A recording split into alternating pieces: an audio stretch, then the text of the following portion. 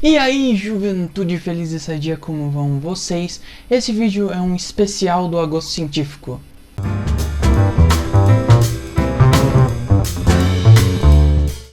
Em 1928, Fleming estava estudando bactérias estafilococos quando saiu de férias. E aí, ao invés dele deixar as placas de cultura na estufa ou na geladeira, que seria o correto, ele acabou deixando elas expostas na bancada. Quando ele voltou das férias, ele percebeu que algumas dessas placas estavam contaminadas por um fungo. E as substâncias que esses fungos produziam não deixavam as bactérias crescerem e matavam elas. Quando ele foi analisar o que tinha acontecido, ele descobriu que esse fungo era do gênero Penicillium e liberava essa substância bactericida. A substância foi batizada de penicilina em homenagem ao nome do fungo. Em 1940, dois pesquisadores, Ernest Boris e o Howard Florey, conseguiram produzir a penicilina em laboratório. Com isso, os três envolvidos na penicilina, que são o Boris, o Florey e o Fleming, ganharam o Prêmio Nobel de Fisiologia ou Medicina em 1945. Mas vamos tentar entender um pouco o que são antibióticos. Existem dois tipos básicos, que são os bacteriostáticos e os bactericidas. Os bacteriostáticos, eles não matam as bactérias, mas eles impedem que elas continuem se proliferando. Isso faz com que o seu próprio sistema imunológico ganhe tempo para conseguir produzir anticorpos que vão eliminar essas bactérias. Existem também os bactericidas, que eles matam as bactérias, fazendo com que elas parem de funcionar, mas eles não destroem as bactérias. As bactérias mortas, elas continuam presentes no organismo. E dentro dos bactericidas a gente também tem os bacteriolíticos. Eles não só matam as bactérias, quanto destroem as células tanto vivas quanto mortas, fazendo com que o número de bactérias diminua no organismo que está sendo atacado. E os antibióticos conseguem fazer isso por meio de alguns mecanismos de ação.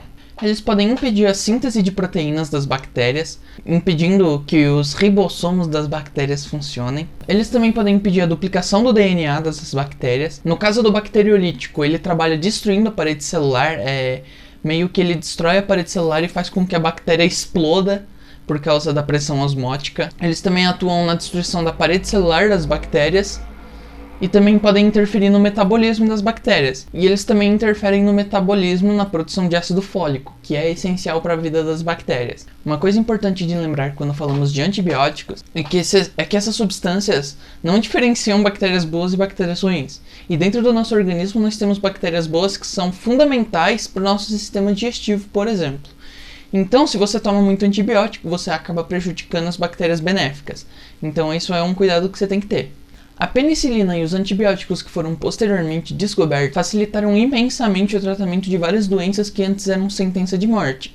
Por exemplo, a peste bubônica, que era bacteriana e matou 50 milhões de pessoas ali na Europa e na Ásia entre 1333 e 1351. E também tivemos o tifo, que matou 3 milhões na Europa Oriental e na Rússia entre 1918 e 1922. Claro que além da falta de antibiótico, a gente tinha também a questão do saneamento básico, né? Que, por exemplo, na Europa medieval era mínimo. O pessoal jogava lixo na rua, esgoto a céu aberto, e isso tudo facilitava a proliferação de doenças. Mas os antibióticos poderiam ter reduzido muito esse número de mortes. Bom, agora que a gente entendeu um pouquinho de como é que funcionam os antibióticos, vamos explicar um pouco sobre a resistência das bactérias aos antibióticos. A OMS estima que em 2050, cerca de 10 milhões de pessoas ao redor do mundo vão morrer de doenças bacterianas. Esse número atualmente é de 700 mil pessoas por ano. Então vamos tentar dar algumas explicações de por que as bactérias ficam tão resistentes. Existe a visão neodarwiniana, que diz que as bactérias vão sofrendo mutações que conferem maior resistência a elas e vão passando essas características das mutações para os seus descendentes. E agora vamos tentar entender no nosso dia a dia como é que as bactérias vão ficando mais resistentes. Cenário 1. Imagina que você pegou uma doença bacteriana. Aí você vai lá no médico e ele te receita 10 dias de um antibiótico. Você toma certinho os 6 primeiros dias e elimina a maior parte das bactérias, fazendo com que os sintomas desapareçam. Você então acha que já ficou bom e para de tomar um remédio. Só que as bactérias mais resistentes ainda estão vivas, só que elas estavam fraquinhas, e se você tomasse os 10 dias, você eliminaria elas.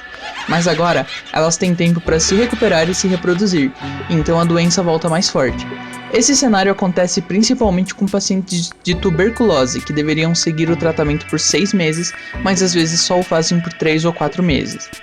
Cenário 2. Você vai ao médico e ele te receita um antibiótico. Você já tem em casa, mas passou da data de validade. Para não comprar um novo e gastar um dinheiro em tese desnecessário, você vai lá e toma, porque, passou só um pouquinho da data de validade, nem pega nada. O problema é que remédios vencidos têm efeito reduzido, então você mata somente a parcela mais fraca das bactérias, deixando as mais fortes vivas e capazes de se reproduzir e voltar com a doença. Cenário 3. Você tem os sintomas de uma infecção, não vai ao médico e faz a famosa automedicação. Aí já viu, né? Você não sabe se tá tomando a dose certa ou o remédio certo.